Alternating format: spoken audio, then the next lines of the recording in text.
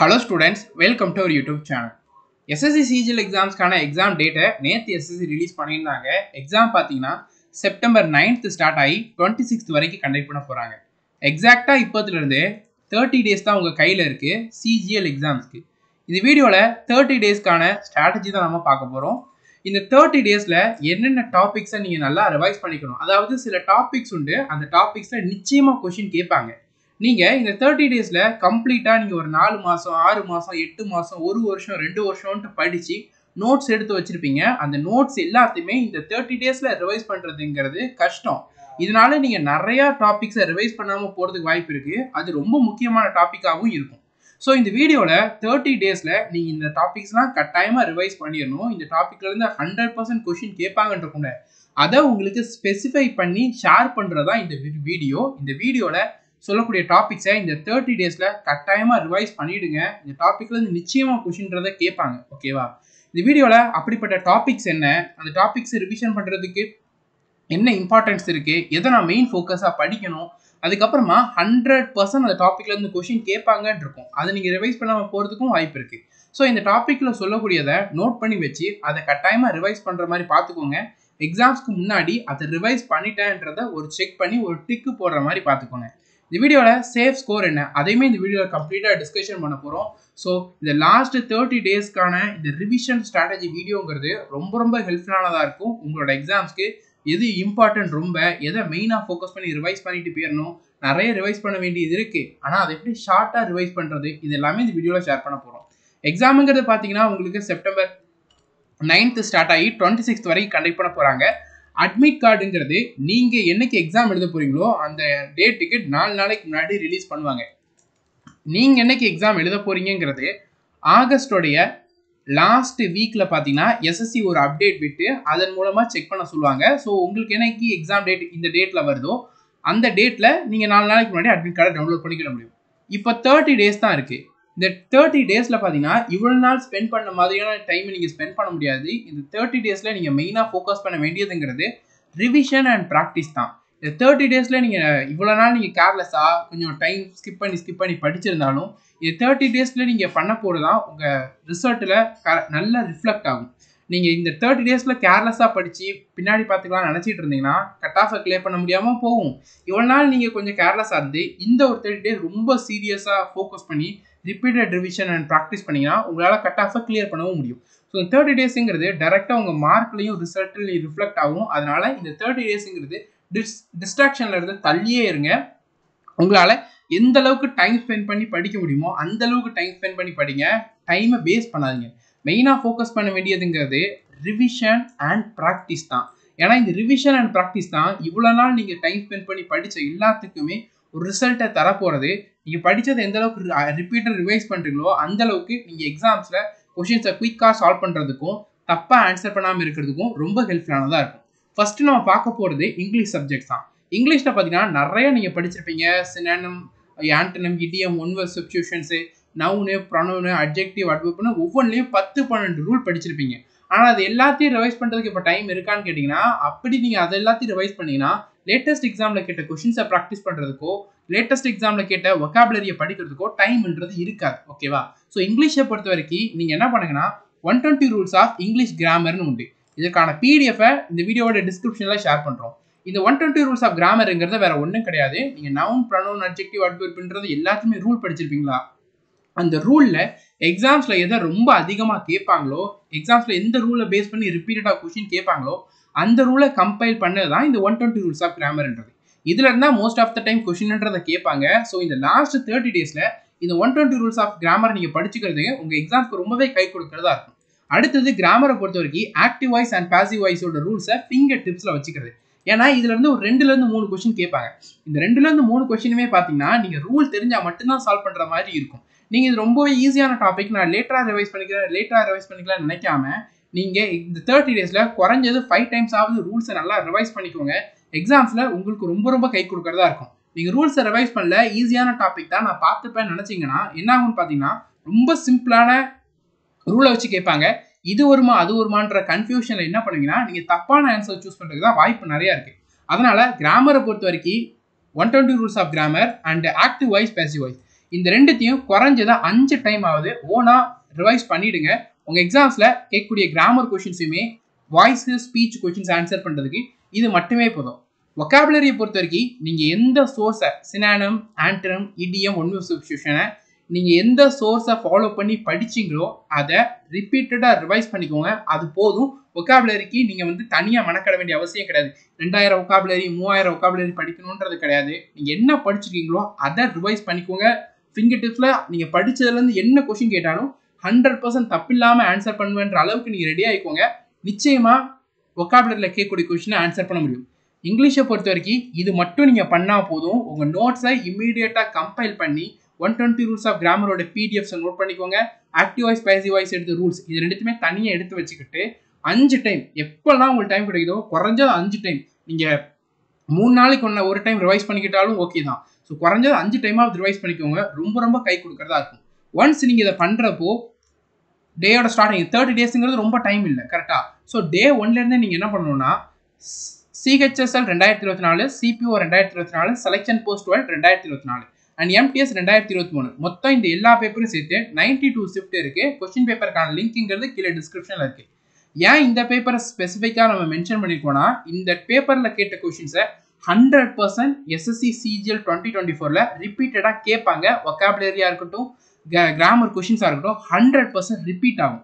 So நீங்கள் once இதை படித்து முடிச்சதுக்கு அப்புறமா இதை டெய்லி ஒரு 3 ஷிஃப்ட்டுன்னு இப்போத்துல இருந்து டெய்லி 3 ஷிஃப்ட்னு சால்வ் பண்ணீங்கன்னா புது வொக்காபுலரி லேட்டஸ்ட் எக்ஸாம்ல கேட்ட வொக்காபுலரிஸை நீங்க படிச்சுக்கிட முடியும். அண்ட் நீங்க படிச்ச 120 rules and active voice, passive voice and direct speech and indirect speech இந்த கிராமரோட ரூல்ஸையுமே நீங்க படிச்சு வச்சுக்கணும். ஸோ இதை ப்ராக்டிஸ் பண்ண மாதிரி ஆச்சு. ஏதாவது கிராமர் கொஸ்டின் டிஃப்ரெண்டாக கேட்டுக்காங்கன்னா அதோட சொல்யூஷனையும் படிச்சு அதோட ரூல்ஸையும் நீங்க ஸ்டடி பண்ணிக்கிறப்போ எக்ஸாம்ஸ்ல கேட்கக்கூடிய கொஸ்டின் உங்களால் 100% ஆன்சர் பண்ண முடியும். எஸ்எஸ்சியோட பேப்பருங்கிறது சிஜியோட பேப்பருங்கிறது ரொம்ப டிஃபிகல்ட்டாக இருக்காது. எப்பவுமே ப்ரீவியஸ் இயர் கொஸ்டின்ஸை பேஸ் பண்ண மாதிரி தான் இருக்கும். எஸ்எஸ்சியோட பேப்பருமே இங்கிலீஷ் பேப்பருமே எல்லாருமே நல்லா படிச்சிருக்கீங்க, நல்லா ரிவைஸ் பண்ணிருக்கீங்கிற பட்சத்தில் 20 கொஸ்டின்ஸை தாராளமாக அட்டன் பண்ணுற மாதிரி தான் பேப்பர்ஸை ரெடி பண்ணி வச்சிருப்பாங்க. ப்ரீவியஸ் இயர் கொஸ்டினை பேஸ் பண்ணி தான் இருக்கும். ஸோ இங்கிலீஷை பொறுத்த வரைக்கும் 120 ரூல்ஸ் ஆஃப் கிராமரை நல்லா ரிவைஸ் பண்ணிக்கோங்க. Active voice, passive voice, direct speech, indirect speech ரூல்ஸை நல்லா ரிவைஸ் பண்ணிக்கோங்க. நீங்க படிச்ச என்ன வொக்காபுலரி இது வரைக்கும் படிச்சிருக்கீங்களோ அந்த வொக்காபுலரிஸை நல்லா ரிவைஸ் பண்ணிக்கோங்க. தென் இந்த கொஸ்டின் பேப்பர்ஸ்ல டெய்லி 3 ஷிஃப்ட் கொஸ்டின் பேப்பர்ஸை ஓனா சால்வ் பண்ணுங்க. இங்கிலீஷ்க்கு இது மட்டுமே போதும். நீங்க உங்க எல்லாராலையும் 20 கொஸ்டின்ஸ்க்கு மேல 100% கரெக்டா ஆன்சர் பண்ண முடியும். உங்கள நிறைய பேருக்கு பாத்தீங்கன்னா இங்கிலீஷ்ல நிறைய மிஸ்டேக்ஸ்னால நெகட்டிவ் மார்க் போகும். முதல்ல நீங்க என்ன பண்ணுங்கன்னா எங்கெங்க நெகட்டிவ் மார்க் போகுதுன்றதை பார்த்து அது சரி பண்றதுக்கான வேலையை பாருங்க. இந்த விஷயத்தெல்லாம் ஃபாலோ பண்ணிக்கோங்க. நிறைய பேருக்கு பாத்தீங்கன்னா க்ளோஸ் டெஸ்ட்ல நிறைய மிஸ்டேக் வரும், தப்பா வரும். 5ல் 2 கொஸ்டின் தான் கரெக்ட் ஆகும். அடுத்தது சென்டென்ஸ் ரீஅரேஞ்ச்மெண்ட். இந்த 2 டாபிக்ல எனக்கு கன்சிஸ்டண்டா தப்பான கொஸ்டின் தான் வருது. என்னால இந்த 2 டாபிக்ல கேட்கக்கூடிய கொஸ்டின் ஆன்சர் பண்ண முடியலன்னா நீங்க என்ன பண்ணுங்கன்னா இந்த வீடியோட டிஸ்கிரிப்ஷன்ல பாத்தீங்கன்னா பினாக்கிளோடைய லேட்டஸ்ட் புக்குக்கான பிடிஎஃப் ஷேர் பண்ணிருக்கோம் இங்கிலீஷ் சப்ஜெக்ட்கான. அந்த புக்ல உள்ள க்ளோஸ் டெஸ்ட்ல கேட்ட கொஸ்டின், சென்டென்ஸ் ரீஅரேஞ்ச்மெண்ட்ல கேட்ட கொஸ்டின் டெய்லி 10 கொஸ்டின் ஓனா சால்வ் பண்ணுங்க. அதுல கிடைக்கக்கூடிய நாலேஜ்ங்கிறது உங்களுக்கு இந்த 2 டாபிக்லையும் நீங்க ஸ்ட்ராங் ஆகிறது ஹெல்ப்ஃபுல்லானதா இருக்கும். 30 டேஸ்ங்கிறது ரொம்ப அதிகமான டைம் இல்லை. நம்மளால மினிமம் விஷயத்தை தான் பண்ண முடியும். ஏன்னா நம்ம தனியா மார்க் டெஸ்ட்டுமே போட வேண்டியது இருக்கு. ஓகேவா? ஸோ அதனால பாத்தீங்கன்னா நீங்க உங்களுக்கு இது பண்ணதான் டைமுமே ரொம்ப டைட்டா இருக்கும். இதை மட்டும்தான் நீங்க பண்ணவும் முடியும். ஸோ இந்த விஷயத்த ஸ்கிப் பண்ணிடாதீங்க. இங்கிலீஷ்ல நான் ஒரு டீசென்டான மார்க் எடுக்கணும், 20 கொஸ்டினுக்கு மேல கரெக்டா ஆன்சர் பண்ணணும்னு நினைக்கிறவங்க இதை மட்டும் இங்கிலீஷ்க்கு ஃபாலோ பண்ணுங்க. நிச்சயமா அந்த மார்க் மேல எடுத்துட முடியும். ஓகேவா? ஸோ அது நான் சென்டென்ஸ் இம்ப்ரூவ்மெண்ட்ல எனக்கு தப்பு நிறைய வருதுன்றவங்க இந்த பினாக்கிளோட ப்ரீவியஸ் இயர் கொஸ்டின்ல நீங்க சென்டென்ஸ் ரீஅரேஞ்ச்மெண்ட், சென்டென்ஸ் இம்ப்ரூவ்மெண்ட் கொஸ்டின்ஸை டெய்லி 10 கொஸ்டின் சால்வ் பண்ணுங்க. சால்வ் பண்றதுங்கிறது கொஸ்டின் ஆன்சர் அப்படி பார்க்காதீங்க. நீங்க 120 ரூல்ஸ்ங்கிறத படிச்சிருப்பீங்களா? அந்த ரூலை பேஸ் பண்ணி தான் சென்டென்ஸ் இம்ப்ரூவ்மெண்ட் கொஸ்டினுமே இருக்கும், கரெக்டா? ஸோ அந்த ரூலை அப்ளை பண்ணி பாருங்க. ஆன்சர் பண்ண முடியலையா, சொல்யூஷன் பார்த்து எது கரெக்டா இருக்கு, ஏன் அங்க கரெக்டா இருக்குன்றத அதையுமே கத்துக்கோங்க. ரொம்பவே எஃபெக்டிவா இருக்கும் இந்த 30 டேஸ்ல. இங்கிலீஷ்க்கு இது மட்டும்தான் பண்ண முடியும். ஸோ இதை கட்டாயமா ஃபாலோ பண்ணிடுங்க. நெக்ஸ்ட் மேக்ஸ் சப்ஜெக்டை பொறுத்த வரைக்கும் நிறைய பேர் வீக்கா ஃபீல் பண்ணுவீங்க. மேக்ஸை பொறுத்த வரைக்கும் ஒரே ஒரு ஸ்ட்ராட்டஜி தான் இந்த 30 டேஸ்க்கு, அது மட்டும்தான் உங்களால பண்ண முடியும். டே 1ல இருந்து கரண்ட் டேட் வரைக்கும் நீங்க கட்டாயமா நோட்ஸ் ப்ரிப்பேர் பண்ணிருப்பீங்க, கரெக்டா? அந்த நோட்ஸை குறைஞ்சது 2 டைம் ஆகுது ஓனா ரிவைஸ் பண்ணிடுங்க. அட்லீஸ்ட் ஒரு டைம் ஆகுது பாத்தீங்கன்னா அந்த நோட்ஸ்ல உள்ள கொஸ்டின்ஸை ஓனா ப்ராக்டிஸ் பண்ணி பழகிடுங்க. ஏன்னா நான் ப்ரீவியஸ் இயர் கொஸ்டின் ப்ராக்டிஸ் பண்ணா போதுமான்ற நிறைய பேர் கேட்பீங்க. ப்ரீவியஸ் இயர் கொஸ்டின் ப்ராக்டிஸ் பண்ணீங்கன்னா உங்களுக்கு ஒரு 3ல இருந்து 4 டைப்பை மட்டும்தான் ரிப்பீட்டடா சால்வ் பண்ற மாதிரி இருக்கும். எல்லா டைப்பு எல்லா கான்செப்டையுமே உங்களால ரிவைஸ் பண்ண முடியாது. அதே இது உங்க நோட்ஸை நீங்க ரிவைஸ் பண்ணீங்கன்னா நீங்க எல்லா டாபிக்குமே நோட்ஸ் எடுத்திருப்பீங்க. அந்த நோட்ஸ்ல உள்ள எல்லா டைப்ஸுமே கவர் பண்ணிருப்பீங்க. எக்ஸாம்பிள் கொஸ்டினோட கவர் பண்ணிருப்பீங்க. ஸோ எல்லா டைப்பு எல்லா ஃபார்முலா எல்லா கான்செப்ட்டுமே உங்க நோட்ஸை ரிவைஸ் பண்றப்போ உங்களுக்கு கம்ப்ளீட் நாலேஜ் கிடைக்கும். ஸோ எக்ஸாம்ல கேட்கக்கூடிய கொஸ்டின்ஸை உங்களால சால்வ் பண்றதுக்கான அந்த பாசிபிலிட்டி அதிகம். வெறும் ப்ரீவியஸ் இயர் கொஸ்டின் மட்டும் சால்வ் பண்ணிட்டு இருந்தீங்கன்னு வச்சுக்கோங்களேன். லாஸ்ட் மினிட்ல நம்ம ஏன் நோட்ஸை மெயினாக ஃபோக்கஸ் பண்ண சொல்றோம்னா ப்ரீவியஸ் இயர் கொஸ்டின்ல கேட்காத சில டாபிக்ஸே கான்செப்டும் உங்க நோட்ல நோட் பண்ணிப்பீங்க. அதையுமே லாஸ்ட் மினிட்ல நீங்க ரிவைஸ் பண்ணிக்கிறப்போ எக்ஸாம்ஸ்க்கு ரொம்ப ஹெல்ப்ஃபுல்லானதா இருக்கும். ப்ரீவியஸ் இயர் கொஸ்டின் சால்வ் பண்றதுங்கிறது ரொம்ப ரொம்ப முக்கியம். அதை ஸ்கிப்பே பண்ணக்கூடாது. அது என்ன பண்றதுன்னு பார்க்கலாம். ஃபர்ஸ்ட் நீங்க பண்ண வேண்டியதுங்கிறது உங்களுக்குன்னு ஒரு பிளானை போட்டு உங்க நோட்ஸ்ல உள்ள நோட்ஸை 2 டைம் நல்லா ரிவைஸ் பண்ணிடுங்க. ஒரு டைம் ஆகுது ஓனா ப்ராக்டிஸ் பண்ணி பழகிடுங்க. நோட்ஸ் இதை பண்றப்போ நிச்சயமா மேக்ஸ்ல நீங்க கம்ப்ளீட்டா ரிவைஸ் பண்ணிருக்கப்போ உங்க எக்ஸாம்ஸ்ல கேட்கக்கூடிய கொஸ்டின்ஸை நீங்க இவ்வளவு நாள் மேக்ஸ்ல கொஞ்சம் வீக்கா இருந்தாலும் நோட்ஸை ரிவைஸ் பண்ணதுக்கு அப்புறம் பாத்தீங்கன்னா கேட்கக்கூடிய கொஸ்டின்ஸ் இது இந்த டைப்புங்கிறது இமீடியட்டா மைண்டுக்கு வரும். சால்வ் பண்றதுக்குமே ரொம்ப ஹெல்ப்ஃபுல்லானதா இருக்கும். நோட்ஸை 2 டைமாவது சால்வ் பண்ணி ரிவைஸ் அண்ட் ஒரு டைமாவது ப்ராக்டிஸ் பண்ணி பழகிடுங்க. ரொம்ப ரொம்ப ஹெல்ப்ஃபுல்லானதா இருக்கும் மேக்ஸ்ல நீங்க நல்ல மார்க் ஸ்கோர் பண்றதுக்கு. மேக்ஸை பொறுத்த வரைக்கும் இது நீங்க பண்ணா போதும். அண்ட் நீங்க 2 டைம் நீங்க ப்ராக்டிஸ் பண்றீங்க தெரியுமா, அந்த சமயத்துல ஒவ்வொரு டாபிக்லயுமே தனியா ஃபார்முலாஸ்ன்னு நோட் பண்ணிருப்பீங்க, கான்செப்ட் நோட் பண்ணிருப்பீங்க. அதுல ஃபார்முலாஸை தனியா ஒரு பேப்பர்ல காப்பி பண்ணி அதை டெய்லி காலையில ரிவைஸ் பண்ண மாதிரி பார்த்துக்கோங்க. ஏன்னா அந்த ஃபார்முலா பேஸ் பண்ணி தான் கொஸ்டின்ன்றதை கேட்பாங்க. இப்போ எக்ஸாம்பிளுக்கு மென்சுரேஷனை பொறுத்த வரைக்கும் 2D ஃபார்முலா 3D ஃபார்முலான்னு இருக்கும். இதுல இந்த ஃபார்முலா பேஸ் பண்ணி தான் டைரக்டா கொஸ்டின் கேட்பாங்க. மென்சுரேஷனை பொறுத்த வரைக்கும் 3D ஃபார்முலாஸ் தான் கேட்பாங்க. நீங்க ஃபார்முலா தானே ஈஸியா நான் லேட்டரா ரிவைஸ் பண்ணிக்கிறேன் நான் அந்த 2 டைம் நான் ரிவைஸ் பண்றப்போ நான் ஃபார்முலா பார்த்துக்கிறேன் எதுவும் பிரச்சனையும் இல்லைன்னு நினைப்பீங்க. ஆனா ஃபார்முலாங்கிறது கொஞ்சம் மிஸ் ஆனாலும் பிளஸ்ஸா மைனஸா போட்டாலும் ஆன்சர்ன்றது தப்பா வந்துடும். 3/4க்கு பதிலா 4/3ன்னு போட்டோம்னா அங்கேயும் ஆன்சர் தப்பா வரும். இதுக்கு காரணம் லேக் ஆஃப் ரிவிஷன் தான். ஸோ நீங்க என்ன பண்ணுங்கன்னா இந்த டாபிக்ல ஜாமெட்ரியை பொறுத்த வரைக்கும் மென்சுரேஷனை பொறுத்த வரைக்கும் 2D 3D ஃபார்முலா, ஜாமெட்ரியை பொறுத்த வரைக்கும் ட்ரையாங்கிள் எல்லா கான்செப்ட் ஸ்பெசிஃபிக்கா சிமிலாரிட்டி அண்ட் கான்குரன்சியோடைய ஃபார்முலா அண்ட் அது ரிலேட்டடான குறைஞ்சது 20 கொஸ்டினாவது சால்வ் பண்ணியிருக்கணும். சர்க்கிளோட எல்லா கான்செப்ட், டான்ஜென்டோட எல்லா கான்செப்ட். அல்ஜிப்ரா பொறுத்த வரைக்கும் square and cube formula. Square ஃபார்முலாங்கிறது a + b + c whole square இந்த formula, a + b whole square இந்த ஃபார்முலா, a² - b² இந்த ஃபார்முலா. கியூபை பொறுத்த வரைக்கும் a³ a + b whole cube, a - b whole cube, a - b whole squared இந்த formulas, a³ + b³ + c³ - 3abc இந்த formula base பண்ணி தான் கொஸ்டின்ன்றதை கேட்பாங்க அல்ஜிப்ராவை பொறுத்த வரைக்கும் மோஸ்ட் ஆஃப் த டைமு. அதனால இந்த ஃபார்முலாஸ்ல உள்ள எல்லா டெஃபினிஷனுமே நல்லா படிச்சு வச்சுக்குவாங்க. அடுத்தது x + 1/x x - 1/x இது நிறைய வெரைட்டியோட ஸ்கொயரை வச்சு வர்றது, கியூபை வச்சு வர்றது, 5 வச்சு வர்றது, 6 வச்சு வர்றது. இந்த ஃபார்முலாஸ் எல்லாத்தையுமே தனியா நோட் பண்ணி அந்த ஃபார்முலாஸை நல்லா ரிவைஸ் பண்ணிக்கோங்க. டெய்லி காலையில் எந்திரிச்ச உடனே இதை நீங்க ரிவைஸ் பண்ணி ஆகணும். ஏன்னா இதுல இருந்து டைரக்டா கொஸ்டின் கேட்பாங்க. ஒரு 20 to 30 செகண்ட்ஸ்ல இந்த கொஸ்டின்ஸை ஈஸியா சால்வ் பண்ண முடியும். நீங்க ஃபார்முலா நல்லா படிச்சிருந்து அது ரிலேட்டட் ஒரு 2-3 கொஸ்டின்ஸை நல்லா சால்வ் பண்ணி பார்த்துருந்தீங்கன்னா. ஸோ அதனால ஃபார்முலாஸை இந்த டாபிக்கு ஹை ப்ரையாரிட்டி கொடுத்து ரிவைஸ் பண்ணிக்கோங்க. 30 டேஸ்க்கு இது பண்ண தான் டைம் இருக்கும். ட்ரிக்னாமெட்ரியை பொறுத்த வரைக்கும் எல்லா ஃபார்முலாவையுமே நோட் பண்ணி அதை நல்லா ரிவைஸ் பண்ணிக்கோங்க. ஏன்னா ட்ரிக்னாமெட்ரியை பொறுத்த வரைக்கும் மென்சுரேஷனுடைய 3D மாதிரி டிரெக்டா கொஸ்டின்ல இருந்து கேட்பாங்க. ஸோ ஃபார்முலால இருந்து கேட்பாங்க. அதனால ஃபார்முலா ஃபிங்கர் டிப்ஸ்ல இருக்கணும் ட்ரிக்னாமெட்ரியை பொறுத்த வரைக்கும். அதுக்கப்புறம் டைம், ஸ்பீட் அண்ட் டிஸ்டன்ஸ்ல பார்த்தீங்கன்னா தீஃப், போலீஸு, ரேஸ் டாபிக் இந்த 2 டாபிக்ல இருந்து நிச்சயமா கொஸ்டின்ன்றது இருக்கும். அதனால இந்த 2 டாபிக்ல உள்ள கொஸ்டின்ஸை உங்க நோட்ஸ்ல இருக்கிறதும் சரி, லேட்டஸ்ட் எக்ஸாம்ல கேட்ட கொஸ்டினும் சரி நல்லா ப்ராக்டிஸ் பண்ணிக்கோங்க. நிச்சயமா இந்த டாபிக்ல இருந்து கொஸ்டின்றது கேட்பாங்க. நம்பர் சிஸ்டத்தை பொறுத்த வரைக்கும் டிவிசிபிலிட்டி ரூல்ஸை ரொம்ப நல்லா படிச்சு வச்சுக்கோங்க. அதுல இருந்து கொஸ்டின்றது கேட்பாங்க. ப்ராஃபிட் அண்ட் லாஸை பொறுத்த வரைக்கும் எல்லா ஃபார்முலாவையும் நல்லா படிச்சு வச்சுக்கோங்க. ஃபார்முலாங்கிறது ப்ராஃபிட்டை கண்டுபிடிக்கிறது, லாஸை கண்டுபிடிக்கிறது, காஸ்ட் ப்ரைஸை கண்டுபிடிக்கிறது, செல்லிங் ப்ரைஸை கண்டுபிடிக்கிறது மட்டும் கிடையாது. நீங்க ப்ராஃபிட் அண்ட் லாஸ் படிக்கிறப்போ ஒவ்வொரு டைப்புக்குமே ஒவ்வொரு கான்செப்ட் யூஸ் பண்ணிருப்பீங்க.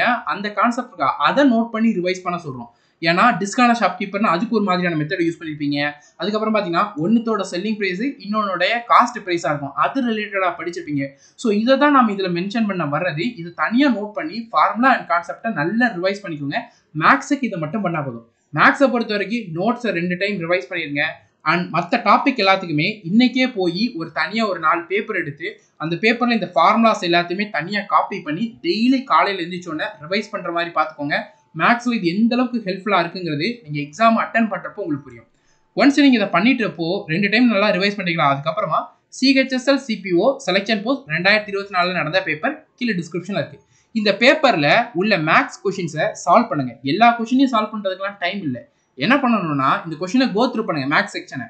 அதில் எந்த கொஷின் உங்களுக்கு டிஃபிகல்ட்டாக இருக்குது, உங்களால் சால்வ் பண்ண முடியலன்னு தோணுதோ அந்த டைப் ஆஃப் த கொஷின்ஸை மட்டும் சால்வ் பண்ணுங்க. இப்போ எக்ஸாம்பிளுக்கு நீங்கள் போலீஸு தீஃப் கொஷின்ஸை பார்த்தீங்கன்னா நீங்கள் நல்லா படிச்சிருப்பீங்க. நீங்கள் இந்த பேப்பர் எடுக்கிறப்போ அதில் போலீஸ் தீஃப் கொஷின்ஸை நீங்கள் படித்த மாதிரியே இருக்குது, உங்களால் சால்வ் பண்ண முடியும்னு தோணுதுன்னா அந்த கொஷினை ஸ்கிப் பண்ணிவிடுங்க. அதே இது போலீஸ் தீஃப் கொஷின்ஸை பார்த்தீங்கன்னா கொஞ்சம் டிஃபிகல்ட்டாக இருக்குது, இதை சால்வ் பண்ண கொஞ்சம் கஷ்டமாக இருக்குன்ற மாதிரி தோணல, அந்த டைப் ஆஃப் கொஷின்ஸை மட்டும் சால்வ் பண்ண ட்ரை பண்ணுங்கள். ஸோ அப்படி சால்வ் பண்ணுறப்போ இந்த பேப்பரில் உள்ள கொஷின்ஸ் எல்லாத்தையுமே உங்களுக்கு எஃபெக்டிவாக சால்வ் பண்ணிக்கிட முடியும். மேக்ஸை பொறுத்த வரைக்கும் இதை மட்டும் பண்ணுங்கள், வேறு எக்ஸ்ட்ரா எதுவுமே பண்ண வேண்டாம். 30 days இதான் பண்ண முடியும். Next general awareness.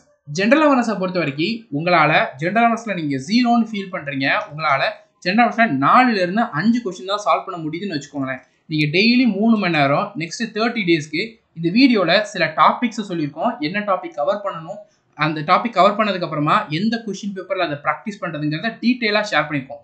இந்த வீடியோ பாருங்கள், 4லேருந்து 5 கொஷின் தான் என்னால் சால்வ் பண்ண முடியுதுன்னு சொல்கிறவங்க இந்த வீடியோ பார்த்து daily 3 hours 30 minutes spend, daily 3 hours next 30 days spend பண்ணுங்கள். நிச்சயமாக ஜென்ரல் அவேர்னஸில் உங்களால் 10லேருந்து 15 கொஷினுக்கு மேலே சாலிடாக உங்களால் அட்டன் பண்ண முடியும். டைம் ரொம்ப கம்மியாக இருக்குது, 4லேருந்து 5 கொஷின் தான் உங்களால் அட்டன் பண்ண முடியுதுன்னா இந்த வீடியோக்கான லிங்க்கு மேலே ஐகார்ட்லையும் கீழே டிஸ்கிரிப்ஷன்லையும் ப்ரொவைட் பண்ணுறோம். இந்த வீடியோ லாஸ்ட்லேயும் உங்களுக்கு அட்டாச் பண்ணுறோம்.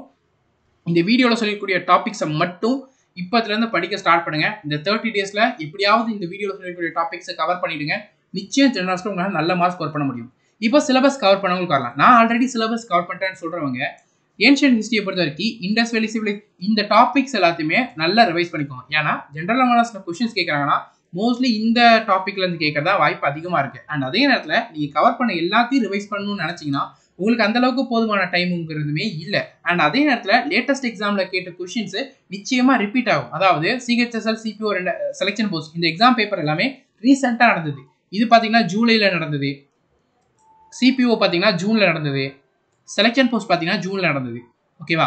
ஸோ இந்த பேப்பரில் கேட்ட கொஷின் நிச்சயமாக செப்டம்பரில் நடக்க போகிற CGL 2024 கேட்பாங்க. நீங்கள் உங்கள் சிலபஸை நோட்ஸை ஃபுல்லாக கம்ப்ளீட்டாக ரிவைஸ் பண்ணணும்னு நினச்சிங்கன்னா அந்த டைமுங்கிறது பத்தாது இப்போ அவ்வளோத்தையும் ரிவைஸ் பண்ணுறதுக்கு. அண்ட் இதையுமே உங்களால் படிக்க முடியாது. ஸோ இந்த டாப்பிக்லேருந்து தான் அதிகமாக கொஷின்றதை கேட்பாங்க. அதனால் இதை நீங்கள் கவர் பண்ணிக்கிட்டு நல்லா ரிவைஸ் பண்ணிக்கிட்டு இந்த பேப்பரில் கேட்ட எல்லா general awareness question and current affairs question எல்லாத்தையுமே ஃபிங்கர் டிப்ஸில் படிச்சுக்கோங்க. நிச்சயமாக எக்ஸாமில் இது ரிப்பீட் ஆகும். உங்கள் எக்ஸாமில் அந்த கொஷின்ஸை ஆன்சர் பண்ணுறதுக்கு ரொம்ப ரொம்ப ஹெல்ப்ஃபுல்லானதாக இருக்கும். அதனால் இதை படிக்க மறந்துடாங்க. மிடிவியல் ஹிஸ்டரியை பொறுத்த வரைக்கும் டெல்லி சுல்தானத், முகல் எம்பையர், விஜயநகர் எம்பையர் நிறைய மிடிவியல் ஹிஸ்ட்ரின்றது உண்டு. ஆனால் எல்லாமே படிக்கணுமான்னு கேட்டிங்கன்னா அதுக்கு டைமும் இல்லை. அண்ட் இதில் தான் அதிகமான கொஷின் கேட்காங்கிறப்போ இதை தான் நம்ம ப்ரையாரிட்டி பேசிஸில் ரிவைஸ் பண்ணணும். மாடர்ன் ஹிஸ்ட்ரியை பொறுத்த வரைக்கும் governor general viceroy, social religious movement, 1857 revolts, Indian national காங்கிரஸோடைய செஷன்ஸு இயரோட படித்து வச்சுக்கிடணும். இந்தியன் நேஷனல் காங்கிரஸோட மூவ்மெண்ட்டு, சூரத் ஸ்பிளிட் எப்போ நடந்துச்சு, அதுக்கப்புறம் பார்த்தீங்கன்னா சௌரி சௌகா இன்சிடென்ட் எப்போ நடந்துச்சு, சுதேசி மூவ்மெண்ட் எப்போ ஸ்டார்ட் ஆச்சு, இந்த மாதிரி எல்லா விஷயத்தையுமே படித்து வச்சுக்கிடணும். இதில் இருந்தால் மோஸ்ட்லி கொஷின்ன்றதை கேட்பாங்க. ஓகேவா? பாலிட்டியை பொறுத்த வரைக்கும் article, amendment, schedule, part, fundamental rights இதில் இருந்தால் கொஷின்றதை கேட்பாங்க. இதை தான் நீங்கள் நல்லா ரிவைஸ் பண்ணிக்கணும். ரொம்ப ரொம்ப இம்பார்ட்டன்ட். மேக்கிங் ஆஃப் கான்ஸ்டியூஷன்ஸ் இருக்குது. அதுக்கப்புறம் பார்த்தீங்கன்னா பிரசிடென்ட்டு, ப்ரீவியஸ் அந்த பிரசிடென்ட்டு, ஹைகோர்ட்டு, சுப்ரீம் கோர்ட் இதெல்லாம் நிறைய இருக்குது. ஆனால் அதில் படிக்கிறதுக்கான டைம்ன்றது ரிவைஸ் பண்ணுறதுக்கான டைம்ன்றது இல்லை. நீங்கள் அந்த மாதிரியான விஷயத்தெல்லாம் ஆர்டிக்கல் மூலமாக நீங்கள் படிச்சுக்கிட முடியும். ஸோ அதனால் இதை ஃபாலோ பண்ணிக்கோங்க. எக்கானமியை பொறுத்த வரைக்கும் 5-year பிளான், பட்ஜெட் 2024, சென்சஸ் 2011 இதில் சில டாபிக்ஸுக்கு பெஸ்ட் சோர்ஸஸை பார்த்தீங்கன்னா இந்த வீடியோட டிஸ்கிரிப்ஷனில் ஷேர் பண்ணியிருக்கோம். ஸோ அந்த வீடியோ பார்த்துட்டு இது ஏதாவது டாபிக் நீங்கள் கவர் பண்ணாமல் இருக்கீங்கன்னா அந்த டாபிக்ஸை இந்த வீடியோட டிஸ்கிரிப்ஷன் உள்ள அந்த ஃப்ரீ சோர்ஸ் மூலமாக கவர் பண்ணிக்கோங்க. ஜியாகிரபியை பொறுத்த வரைக்கும் ரிவர் சிஸ்டம், அக்ரிகல்ச்சர் இதை நீங்கள் ரிவைஸ் பண்ணிக்கிட்டால் மட்டும் போதும். பயாலஜியை பொறுத்த வரைக்கும் cell, plant and animal kingdom, வைட்டமினை நல்லா படித்து வச்சுக்கோங்க. ஃபிசிக்ஸை பொறுத்த வரைக்கும் SI யூனிட், டிஸ்கவரி, இன்ஸ்ட்ருமெண்ட் இதெல்லாம் நல்லா ரிவைஸ் பண்ணிக்கோங்க. 0வா இருக்கிறவங்க இந்த வீடியோவில் சொன்னதை ஃபாலோ பண்ணி படிங்க. நான் ஆல்ரெடி படிச்சுட்டேன்னு சொல்றவங்க ரிவிஷனுக்கு இந்த டாபிக்ஸை மட்டும் படிச்சுக்கோங்க. கெமிஸ்ட்ரியை பொறுத்த வரைக்கும் acid base salt, chemical name, element எதுக்கு யூஸ் பண்ணுறோம். ஸ்டாட்டிக் பொறுத்த வரைக்கும் music instrument, musician, dance and artist. Current அஃபேர்ஸை பொறுத்த வரைக்கும் இந்த கரண்ட் அஃபேர்ஸ் தான் அதிகமாக கேட்பாங்க. ஸோ இதை நல்லா ரிவைஸ் பண்ணி பழகிக்கோங்க. இந்த இது யார் பண்ணணும்னா, நான் சிலபஸை கவர் பண்ணிட்டேன், இது எல்லாமே கவர் பண்ணிட்டேன்னு சொல்கிறாங்க. ரிவிஷனுக்கு இது நீங்கள் ஃபாலோ பண்ணணும். ஜென்ரலாக மனசில் நான் ரொம்ப வீக்காக இருக்கேன்னு சொல்கிறவங்க இந்த வீடியோ பாருங்க, இந்த வீடியோவில் சொன்னதை ஃபாலோ பண்ணுங்க. ஓகேவா. நெக்ஸ்ட் ரீசனிங்கை பொறுத்த வரைக்கும் நீங்கள் அதிகமாக மெனக்கட வேண்டாம். டெய்லி காலையில் எந்திரிச்ச உடனே ஸ்கொயர் 50 வரைக்கும் டெய்லி ரிவைஸ் பண்ணுங்க. கியூப் டெய்லி 30 வரைக்கும் ரிவைஸ் பண்ணிக்கோங்க. அதுக்கப்புறமா ப்ரைம் நம்பர் பார்த்தீங்கன்னா 1லேருந்து 100 வரைக்கும் உள்ள எல்லா ப்ரைம் நம்பரையும் டெய்லி காலையில் எழுந்திரிச்சோன்னே ரிவைஸ் பண்ணிக்கணும். டெய்லி காலையில் எழுந்திரிச்சோன்னே இந்த நெக்ஸ்ட் 30 டேஸ்மே நீங்கள் இந்த 3த்தையும் பண்ணணும். அதுக்கப்புறமா மேக்ஸை பொறுத்த வரைக்கும் இந்த ரூல்ஸ் எல்லாமே, ஃபார்முலாஸ் எல்லாத்தையுமே நீங்கள் டெய்லி காலையில் எழுந்திரிச்சோன்னே ரிவைஸ் பண்ணணும். இது எக்ஸாமில் ரொம்ப ரொம்ப ஹெல்ப்ஃபுல்லானதாக இருக்கும். ரீசனிங்கை பொறுத்த வரைக்கும் ஐ ஹோப் நீங்கள் எல்லாருமே ஒரு 40+ ஸ்கோர் பண்ணுறவங்களா தான் இருப்பீங்க. ஸோ ரீசனிங்க்கு நீங்கள் தனியாக ப்ராக்டிஸ் அது எதுன்னு பண்ண வேண்டிய அவசியம் கிடையாது. மார்க் டெஸ்ட் போடுறப்போ நீங்கள் ப்ராக்டிஸ் பண்ணிக்கிட்டால் மட்டும் போதும். அண்ட் அதே நேரத்தில் நீங்கள் ப்ரிப்பரேஷன் ஸ்டார்ட் பண்ணதுலேருந்து இப்போ வரைக்கும் நிறைய மார்க் டெஸ்ட் போட்டிருப்பீங்க. அதில் நிறைய கொஷின் மிஸ்டேக் பண்ணியிருப்பீங்க. அந்த மிஸ்டேக்லாம் என்னன்றதை ஃபைன் பண்ணி, அது கேர்லெஸ் மிஸ்டேக்காக இருக்குன்னா அதை இனிமே பண்ணாதீங்க. ஏன்னா எக்ஸாமில் 1-2 கொஷின் இந்த கேர்லெஸ் மிஸ்டேக்கால போகுதுன்னா உங்களுக்கு மார்க்குங்கிறது மைனஸ் ஆகும், வர வேண்டிய மார்க்கும் போகும். அதனால் அந்த கேர்லெஸ் மிஸ்டேக் எதுன்னு ஃபைன் பண்ணி இனிமே பண்ண போகிற அந்த மார்க் டெஸ்ட்டில் அந்த கேர்லெஸ் மிஸ்டேக்கை அவாய்ட் பண்ணுங்க. அண்ட் அன்அட்டெம்ப்ட் கொஷின் இருக்கும் தெரியுமா, அந்த கொஷினோட லாஜிக் எல்லாத்தையுமே கோ த்ரூ பண்ணி நோட் பண்ணி வச்சுக்கோங்க. அண்ட் அதையும் ரெகுலராக ரிவைஸ் பண்ணுங்க. ரீசனிங்கில் அந்த இது ரொம்ப ரொம்ப ஹெல்ப்ஃபுல்லானதாக இருக்கும். ஓகேவா. இதான் நீங்கள் ரீசனிங்க்கு பண்ண வேண்டியது. ரீசனிங்க்கு தனியாக எந்த கேரும் பண்ண வேண்டாம்.